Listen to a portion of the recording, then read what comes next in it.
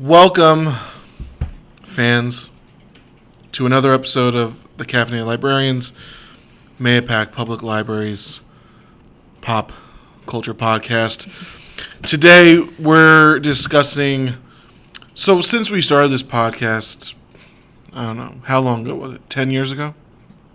Going since 1998. We have gotten thousands of requests for us to discuss this movie because people want to know what we think.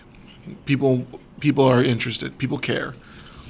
So after years of requests and demands, we have finally watched Pan's Labyrinth, the Guillermo del Toro magnum opus of his career.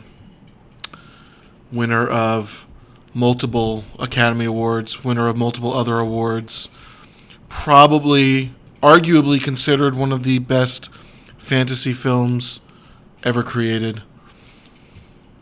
Who's arguing this? Sorry? Who's arguing this?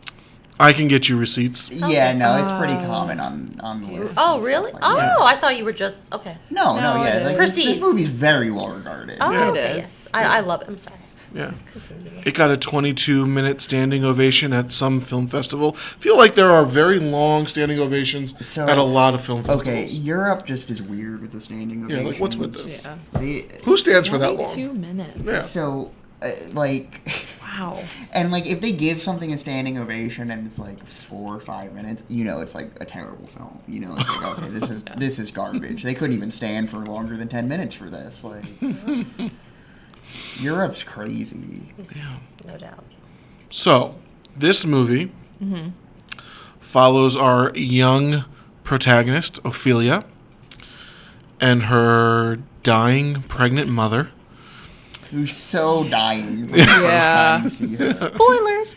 She immediately is like coughing into a rag and being like, Yeah. "Don't worry, I'll be okay." I know. Spoiler alert, she's not okay. It's a fairy tale. The mothers are never okay. That's true. Yeah. Yeah. So this is after the Spanish Civil War. They're going to this camp where Captain Vidal is just married Ophelia's mom, and he's a bad dude. They're in a bad place. Yeah. The resistance is happening, Yep. but they're losing, and they end up losing. Spoiler for history. Yeah. And things turn magical, mystical, and fantastical.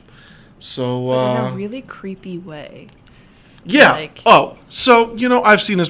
Thank you for bringing that up, Annalisa. See, you and me have always been like this. I've seen this movie a lot, and if the fawn were a little less creepy, maybe Ophelia would believe him a little bit more. You know what I mean? Yeah. So I like how uncertain the fawn is. I like how you're never 100% on who he is, what his goals are, Yeah. what his deal is, like, because like I don't know, it's the magical world in this has as much danger in it as the real world does. Yeah. But But- it's just Ophelia's more in control there, Yeah. which I think is interesting. So the fawn believes that Ophelia is the reincarnation of Princess Moana, who is princess to the underworld. And to prove her nobility, she has to complete 3 tasks. And that's kind of, I think, that's a good synopsis of the movie, Yeah. right? yeah. And did you watch the video that I I sent you? did not get to watch it. Okay. We had Prince problems this morning. But you watched it. I watched it. So one of the things that I like that they brought up in that analysis of, it was just supposed to be an analysis of the Pale Men, but is that Ophelia isn't necessarily supposed to follow all of the rules for each task. She's supposed not. to answer them in a way that is true to herself, and well, that ultimately is how she proves her nobility, is by not following directions. Yeah. Yeah. But Yeah. it makes you very frustrated as the viewer at the same time. But I was reading up on it because I've tried to watch this movie several times throughout my life, and The Pale Man freaks me out to an extreme. And I've always stopped or seen like bits and pieces. So this was my first time seeing it all the way through. It's a great. It's probably my favorite scene of the movie. I hate him so much. It's so it just and just like the loaded imagery of the children's shoes, like Yeah, and him It's murdering set in children on the ceiling. 1944. Yeah, and the Yeah, fact that it- it's like it almost looks church-like Yeah. in its Yeah. Oh, it's depictions. very- Yeah. Yeah, We- Del Toro said that that was designed Yeah. as a criticism of the Catholic Church, with a Yeah. man going Yeah. and eating children instead of the beautiful feast in front of him. Yeah. Yeah. Yeah. Well, he's not subtle. Yeah, Del Toro was raised Catholic. He's not into Yeah. it anymore, but he's he is quoted saying, once a Catholic, always a Catholic. Once I liked seeing the comparisons of the Pale Man and the slashes on his palms to, like, Christianity and. Oh yeah, the imagery of Jesus. stigmata. Yeah. I Which is interesting. Yeah. Ugh. I love him. I hate him. His flabs of skin. Yeah, or Yeah. his muscles are all atrophied Yeah. and he's all Just emaciated. how weak he is. Like Yeah. It's as he walks, his bones and joints are popping, and you can hear it all, and it's really unsettling as he comes back to life from his stasis. But I felt really bad for the fairies. Yeah, who got their heads bitten off? Like it's like you can see like tearing. Like, Yes. Oh. Yeah. So I did read something that says, so when she goes, and the fairies are like pointing her to the wrong door, and so she kind of like dismisses them. It's almost like she has this memory of a past life. So she just opens the right door, and that's where the knife is. And then when the fairies are telling her not to eat, she's like, "Hey, I already kind of just didn't listen to Yeah. you once." And it worked and out it well. worked out. I'm not going to listen to you again. Also, those grapes looked amazing. They did, right? Yeah. Because we talked about this before, but you're right. I didn't think about that. So I was like, but Del Toro said that he didn't want to make her like a little adult. He wanted to make her like an actual child, and she's 11. She's hungry. She's going to eat. But Yeah. why was she hungry? Are all 11-year-olds just hungry all the time? I kind I mean, of I'm hungry think, all the time. I kind of think like with like the fairy tales, because we mentioned how it's dark. And one thing is like when Walt Disney sort of monopolized fairy tale tellings, they sanitized them a great deal.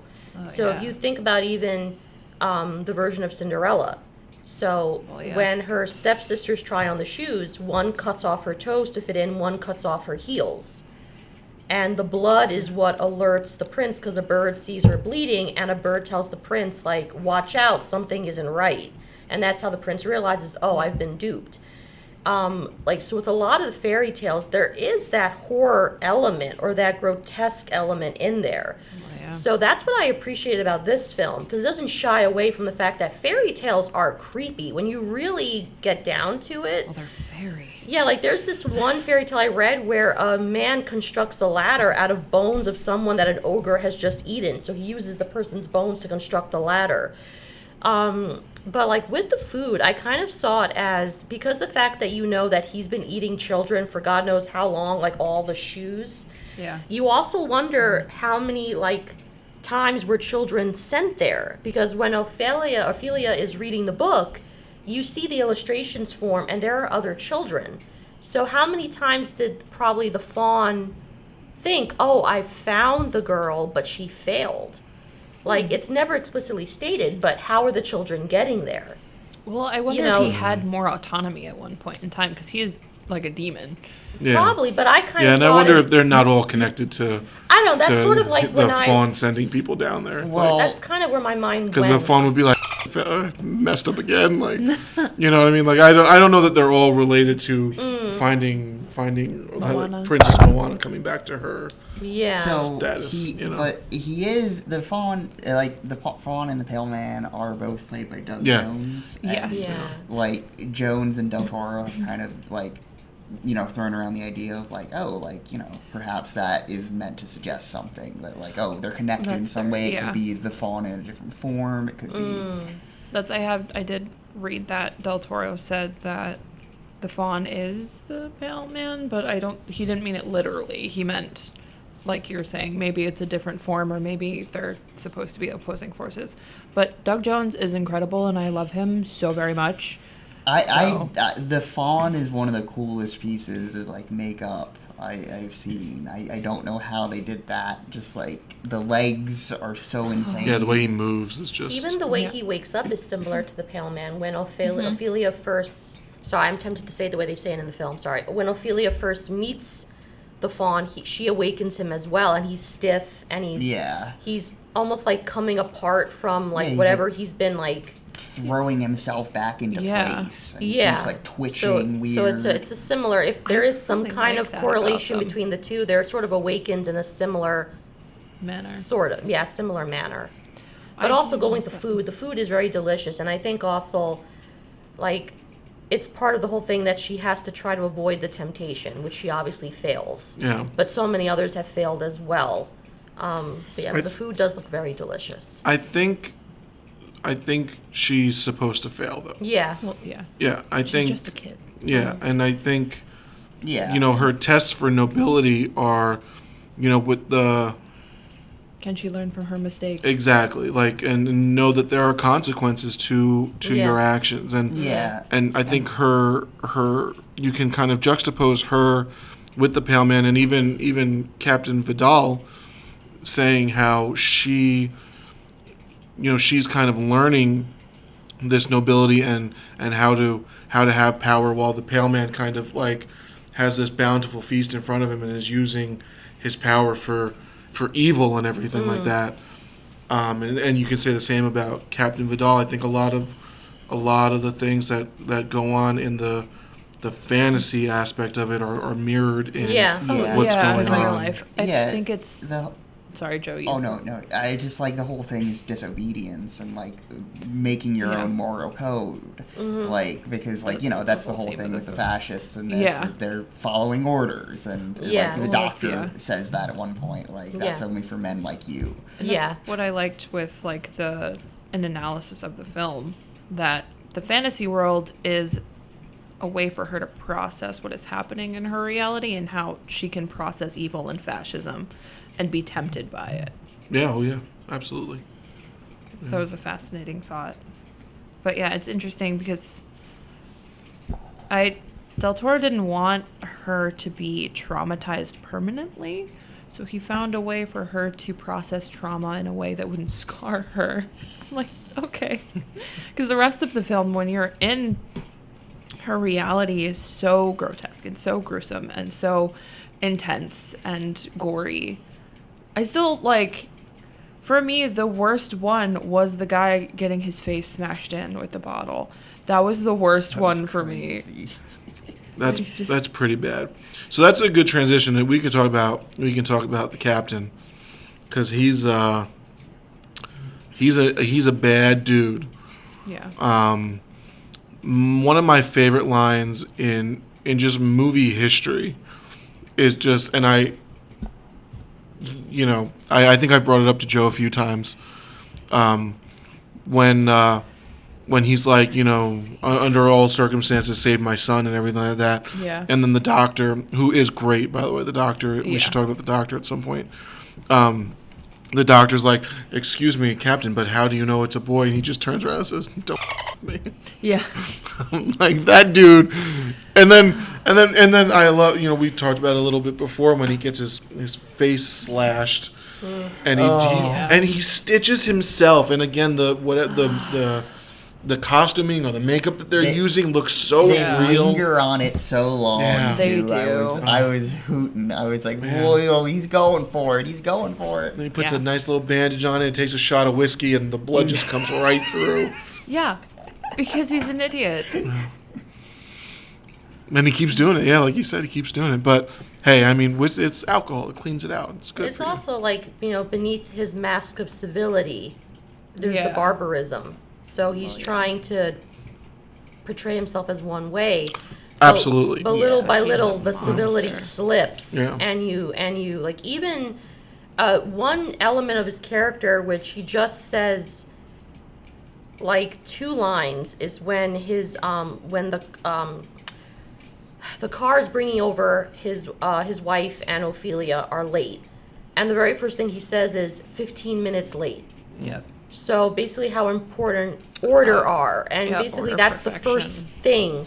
Yeah. So like there's no happiness at seeing it's like, oh, they're late. Yeah, well, know. I think time is Yeah. in and of itself a pretty Yeah. significant theme and Yeah. symbol in this movie. I mean, even Love think that of The pocket the watch. pocket watch, and even Ophelia kind of, or Princess Moana traveling through time and stuff Yeah. like that. And then at the end, where Yeah. he's like, "I want my son to know what time his father died," Yeah, and they're like, "He won't he'll never even even know know your your name." name. Yeah. Yeah. That was So that's such an Yeah. awesome line. Yeah. Like, And Yeah. so that a shot. I read one review of it where they mention like a lot of this movie has digital coloring effects on it, and like scenes are often play out in sort of like tones of one color, like greens and blues and yellows, yeah. and but when like the resistance, their bombs start going off, that introduces like these warm colors to the palette, and it kind of balances everything out. Like it's the disobedience bringing in like magic and life to the world again. Yeah.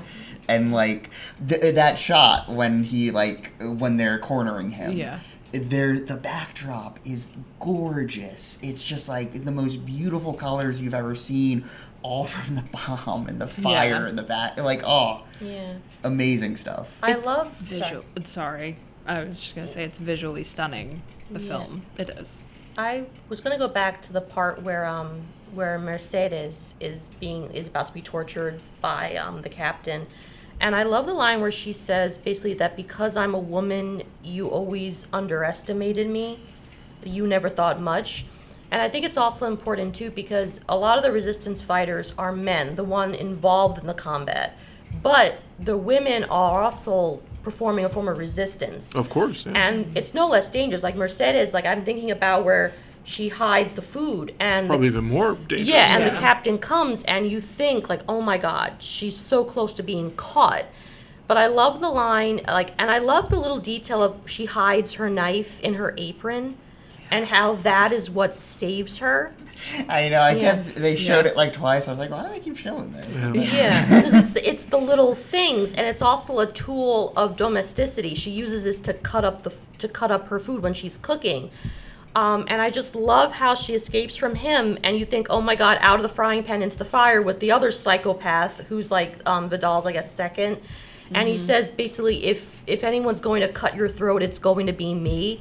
And I love when he gets shot because it's like, yes, the brother's there. And like that relief that she feels when her brother comes to her aid and like that, like she releases that breath and she hugs him. It's such a beautiful moment because you think, oh my God, she's escaped. Oh no, she didn't escape. But yeah, but I loved her line because it's true, because in his eyes, she is insignificant. She's the help. She's like the domestic help, but she's part of the resistance. Yeah. So yeah, and I think it's a good way of acknowledging the role that women have played in resistance movements. I think it's a nice way of, I think, the director paying respect to how women have helped in If it either weren't war for efforts her, or, yeah. they wouldn't have food or medicine. Yeah. Yeah. Yeah, so I just thought it was really nice. I've always enjoyed that scene because she's reclaiming the power and he doesn't get to her, and at the end it just comes full circle and she says, no, your son's not even gonna know what your name is. Yeah. And he just ends. So yeah, I know, I've always liked that particular scene. Yeah. I liked her. She was probably my favorite. Yeah. I just find her fascinating, but also it's devastating to me that she will blame herself for Ophelia's death because she Yeah. didn't come back for her soon enough, or she wasn't able to Yeah. take her the first time. Yeah. She's devastated, and it's so sad. Yeah. Yeah. It is. No, Ophelia's fine. I know she's fine. We know she's fine. Mercedes doesn't know she's fine. She's not fine. But you wanted to talk about the doctor? I think I really like that scene where, and again, he's in the same position as Mercedes is in. Yeah. Once he sees, I forget his name, but I mean, how just mangled the captain makes him after being tortured, and he euthanizes him. He knows he's Done. He's gonna die. Yeah. I love his death scene. It's just like so stoic and kind of badass. Yeah. And he was like, I'm almost just tired of living like this, and and if I'm gonna die, I'm gonna take a stand against you. Yeah, and same way Mercedes does. I mean, he does, and I like how he turns his back on the captain, turns around and sees the captain drawing his gun, but he doesn't stop walking. Yeah. Mm-hmm. But what kind of troubled me about the Resistance, though, was that they weren't exactly that smart. Because leaving, and I know, in a hurry, maybe you're not thinking, but, leaving the antibiotic vial, which is what led him to the doctor's involved.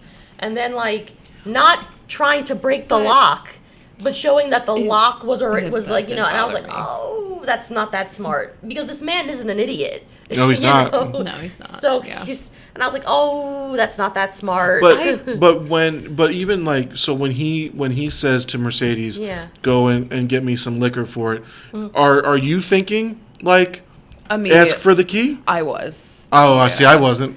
And I've seen this movie 15 times, and I wasn't. Every time I'm like, oh yeah, he has the key. Yeah. But I think the antibiotic, though, is a stretch. Because it's the 1940s. All of them look like that. Why is it specifically your doctor that you assume gave him the... Oh, he's just a paranoid guy. I was going to say, I think if he found anything, he'd be like, it's the doctor. Or maybe, and this look might at the, be... Look, I'm sorry, but just real quick, just look at the guy he bashed in the face. Yeah. They weren't actually doing anything. They were just hunting rabbits. Yeah. And he killed them. So I think either way, the doctor's going to die. I think it's with that's heartbreaking, because I think the reason why maybe he would have killed him eventually, but I think it's also because the son talks back to him. That's exactly because he says my sorry, and it's very heartbreaking too, because I had family that also grew up during, especially being fascist, and it was my grandfather was slapped by police because my grandfather spoke back to them or dared to speak back to a police, and he got slapped twice. Thankfully, that was the worst that happened to him. But the fact that he talks back and he says, if my father told you we're hunting, my father, my father doesn't lie. And that's why he smashes his face in, because he spoke back, because he says, my father doesn't lie, almost why are you questioning my father? So I think why did he kill the father then? Because the father calls him a son of a bitch. Yes, he does. And that's exactly why he goes with that. And he says basically, he calls him an assassin, a son of a bitch, and and then he says next time search them better. Yeah. I mean, granted, I think their fate was sealed the second he walked out there. Yes, yeah. Exactly. I mean, it's unfortunate because he has complete lack of regard for life at this point, and also considering they're a lower economic class, because I think class plays a big part in this too. Yep. Because I know, I'm sorry, I'm jumping around, but I know the scene when they're in the bread line, and the guy says in Francisco Franco's government, no one goes hungry, and it's literally a loaf of bread for every family, and then you juxtapose it to the priest, the captain, his wife, and the meal. I'm sure they're not getting rationed. Exactly. Yeah. Yeah. So it's also a class thing. They have the misfortune of being in the wrong place at the wrong time, and the misfortune of being the class that they are. But it is very heartbreaking. And also, I didn't realize it the first time I watched it, the son's still alive. Yes, he is. When he's shot. Choking on his own blood. Yeah, so it's, it's horrifying, It's the most, I think we see that, I don't know, that death is the one that affected me the most. Yeah. Watching him smash in this man's face and then hearing him gurgle and choke on his own blood. Yeah. I don't know why. I can handle a lot of gore, but this one really got to me. Because I think it's when we were talking... The reality of it. Going prior to recording, we were talking about, why some horror films, hit deeper, because that's there's an element of reality to it, and you know that these things happened. Oh yeah. That and unfortunately, like, I learned the regime lasted until the 70s. Yeah, it wasn't until Franco 75. just died of natural causes. That Then, Yeah. then they were like, anything "Yeah, was let's done." do a democracy now." Yeah, and it's didn't work, right? It's heartbreaking because you know these things happened. Yeah. You know that people's lives meant nothing. You know, they were like, it's heartbreaking, and it still happens. You know, I think that's why I think sometimes I find the human world more horrifying than the fantasy world or the fairy tale world, because the fairy tale creatures are operating on instinct, so to speak. The Pale Man's evil, but he's not evil, I think, because he can, well, at least that's I'll say my interpretation. I don't think he's rationalizing it. He's a creature of instinct. Humans, we have the ability to rationalize and pause and think. So I think that's what makes what happens in the real world more horrifying to me. You know, at least that's how I see it. Because, like, we have the ability to rationalize. We have the ability to pause and say, oh, no, maybe I'll let that rabbit hunter and his son go, you know. But he doesn't do that. He chooses to end their lives and just leave them there. And then he chastises men and says, next time search them better. And then he walks off. So, yeah. Yeah. Well, he leads through fear, and you kind of touched on something a little earlier. Yeah. That, with we said drinking the whiskey and everything like that, and it's because, that's what he's trying to portray. This, I think it is like it's a front. Yeah. Because when he's by himself, you see he's kind of like, he's not the same person when he's by himself as when he's like around the people. So when they're at the dinner table with all those people, and the guy starts telling the story about his father, he's like, I'm not going to entertain this because these people aren't hardened by war, and this is, macho masculinity and stuff like that. Yeah. But it's obviously something that matters to him. Why does he keep the watch so close to him all the time? I just love how he's like, he didn't have a watch. Yeah. Like, okay, we literally were watching you clean it with a magnifying glass before. But yeah. He does the same thing when Carmen tells the story of how they met. I feel like that's also like touching on his masculinity, but also touches on the class aspect of it. Yeah. I kind of went, and maybe I'm just completely misinterpreting this, because like when Carmen's talking, her husband made clothes, right? Like he was a tailor. Tailor. Sorry, I knew there was a word for it. He was a tailor. So she basically says, my husband died, and then like she married the captain because the captain knew the husband, because obviously the husband tailored for him. And the fact that he gets really angry, like after one of the women says, oh, like curious, or she says some phrase like, because she says, oh, and then like afterwards the captain I married. So like I kind of thought maybe he was bothered by the implication that prior to marrying her, he may have had an affair. Like maybe I'm really reading into it, because like I forgot what the woman says exactly, but she gives that smirk. And then afterwards he says, my wife doesn't realize that not everyone's interested in these stories. Like, it's a weird. Maybe I just read into it. No, too much. I don't think you're reading into that too much. I think personally, I think the bottom line with that is that this story that might mean something to Carmen, even if it is just getting her daughter and her future son out of a impoverished situation. Yeah. Like, it doesn't mean anything to him. Yeah. Because all she is to him is the bearer of the baby. Yeah. He's a human jackboot. Yeah. All Yeah. It's just, Yeah. Which is why I think you kind of talked about it. We talked about it before. I think you talked about gender and everything like that within this, and I think I think I have a tough time equating it to the entire story, but the frog thing I think is directly relevant to the mother. I mean, even the tree that she goes into is a very Utarian shape, and then the frog, with the frog being in this place, essentially making this tree sick, is I guess symbolizing the baby. But Ophelia finds a key in it, which I think is when she starts to change her perception of her brother and say, like, something good can come out of this. Like, I never thought of it that way. The frog the noises were from Del Toro himself. Oh, yeah.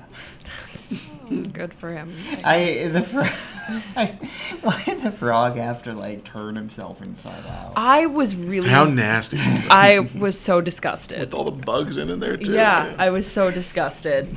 I like how she shows her intelligence, where she masks because she realizes he's eating, and she says, "Oh," Yeah. and because she realizes she can't do it any other way, Yeah. and he just immediately takes it. But that's such a brilliant thing that you just said, Luke. 'Cause I never saw it in the same way, like that. It's that the frog could be the metaphor for like the womb? Yeah. I think all of her trials are Yeah. mirrors of Yeah. what's going on in the real Yeah. world. Yeah, Well, and that's, yeah. yeah, the pale man is very much The captain. Yeah. I Having always these found feasts, and if the second you misbehave, you're being eaten. Yeah, I always found the scene where Carmen starts bleeding to be one of the more horrifying ones, especially when Ophelia opens the book. She says, "Show me what happens next." Yeah. And I it's just like that it forms fallopian tubes first, and Yeah. then it fills with blood. Yeah. yeah, Because though if I hadn't watched the commentary, I probably wouldn't have noticed that it was specifically like that imagery he was going with. Yeah. yeah. I felt really bad for the mandrake baby. Yeah, the poor mandrake that she Yeah. throws into the fire Yeah. and screaming and Yeah. like, ugh. Yeah. So that was always like, so I think one of the things that, you know, like, is what Ophelia's experiencing, is it real? Mm-hmm. So that was always, to me, that was the kicker. That was the thing that told me that all the fairy tale stuff is actually happening. Because the mother gets better. Yeah. When Ophelia stops, dropping the blood into the mandrake, it starts to get weak, and the mother starts to get sick again. And also, we could argue that the fawn leaves her at that point because she got the fairies eaten, and maybe the magic is somewhat gone there. So the mother starts to get sick again. That was always, to me, that was like the signifier that what she's experiencing in both worlds is real. I was talking to Annalisa about this. Was I talking to you? Maybe. I was talking to someone about this prior to recording. About the scene where we first see them all traveling in the car, and Ophelia finds the eye in the stone, and she places it back in the statue, and that's when the fairy creature comes out from the hole. The fact that we see that creature from what would be the audience's perspective, because it goes behind a tree and starts watching as the cars are driving off, that to me was another indication that it's real, because we're not seeing the insect still from her perspective, which we could say, okay, she's imagining something. It's from the audience's perspective, because he's hiding behind a tree looking at the cars driving by. I don't know if anyone else, that's what kind of makes me believe that, yeah, it's actually happening. Yeah. Because what would be the point then of that shot? Interesting. I don't know. Fair. Yeah. No, I liked the imagery I- and reading about and learning about his inspirations, and some of the vocabulary he used was interesting. Like the fallopian tube inspiration, and I don't remember, I think he said vaginal color palette, something like that, and I was like, all right, okay. that's a word choice. Because it's these deep reds, and also when she's telling the first story to her baby brother, who has no name, right? No. He's never given a name. No. It's interesting, but you go through the womb and then into fantasy. Yeah. Yeah, no, I saw in a good piece I read on it that it mentioned the editing of it. There's often it pans to different scenes, Mhm. and there's something in the foreground that initiates that. So these worlds aren't divided; they're just they're just around the corner from each other. Yeah. They're just, they creep into each other in a lot of ways. That's true. I do. So for me personally, not my favorite movie, but objectively, I recognize that it's visually stunning. I like what it does. I like that it doesn't hold its punches. It just really got to me, and I don't know why, but I loved the art style. I like So we were talking about how he was inspired by Arthur Rackham's artwork. And I love Arthur Rackham's artwork. It's really almost disturbing, but like beautifully creepy, where you have all of this like intricate detail and all of these faces, but then I don't know, there's always something off about it or something uncomfortable about it. And I like that, but yeah, I don't know. The movie got to me. Yeah, I think, it's a very visually stunning movie. The effects are remarkable. The scene at the end where he gets shot through the cheek and then, Oh, yeah. the blood like fills up in his eye and everything like that. Like just little things like that. It's really very well done. Yeah, and the score. I mean, the music is just like haunting. It's like the music alone will make you cry. Like it's just like just a haunting soundtrack. It is beautiful, terrifyingly beautiful. I don't know. I couldn't go to bed after watching this. I had to watch something else. Yeah. So what are we rating this out of? Fawns? Labyrinth. So is it Pan though? The No. fawn? No. The Spanish title doesn't even mention Pan. No, it's Yeah, just it just the says Labyrinth of of the the Fawn. Fawn. Yeah. Okay. That's what I thought. Okay. Why is it called Pan's Labyrinth? I guess maybe they thought it'd be more appealing to, like, more recognizable. Like, Yeah, I I'm guess it assuming sounds most better, people but- would. Then the Labyrinth of the Fawn. Yeah, I know there It's were too some long in people English. that didn't even know it was in Spanish. Like this one girl, when she went to see, people actually started walking out of the theater Wow. when they realized it wasn't in English. Who's the director of Parasite again? Bong Joon-ho. That was my favorite thing that he said when he accepted his Academy Award. He was like, Yeah. watch foreign movies. It's not hard to read subtitles. I think it's like they're a 1-inch wall. Yeah. Yeah. That's all it is. Yeah. You can Well- step right over it. Yeah. Well, I know, like, well, no, I'll say this afterwards. But, like, I know,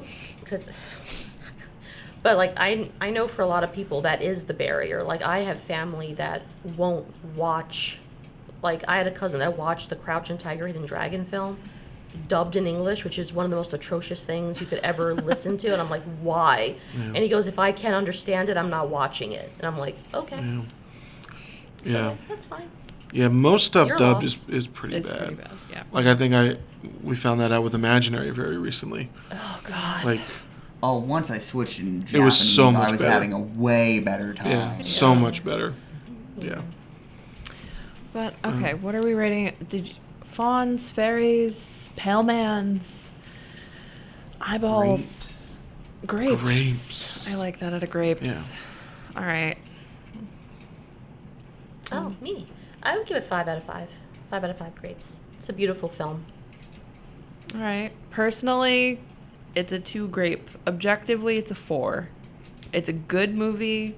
The effects are phenomenal. It's visually stunning. The attention to detail is incredible. The storytelling's great. I just had a really bad reaction to it. And it has no rewatchability for me. But objectively, I give it 4 grapes. 5 out of 5. Probably hitting it with 4.5 grapes. You know, this is a great movie. It's visually just stunning in so many ways, and the effects work is next level. Yeah, you know, this is something I want to return to down the line as well. I want to, because I feel like I've acclimated to the waters of this film, and I'll probably get more from it going back. Yeah. Cool. Well, thank you for joining us, and we hope that this will satisfy your craving for us to talk about Pan's Labyrinth. I know you all are messaging us about watching Goodfellas also. That'll be happening at some point. I know Simona really wants to watch Die Hard. So that'll be Christmas happening. is coming. Yeah, exactly. So just stay tuned. We got a lot of great stuff on the docket this season. So we'll see you guys next week.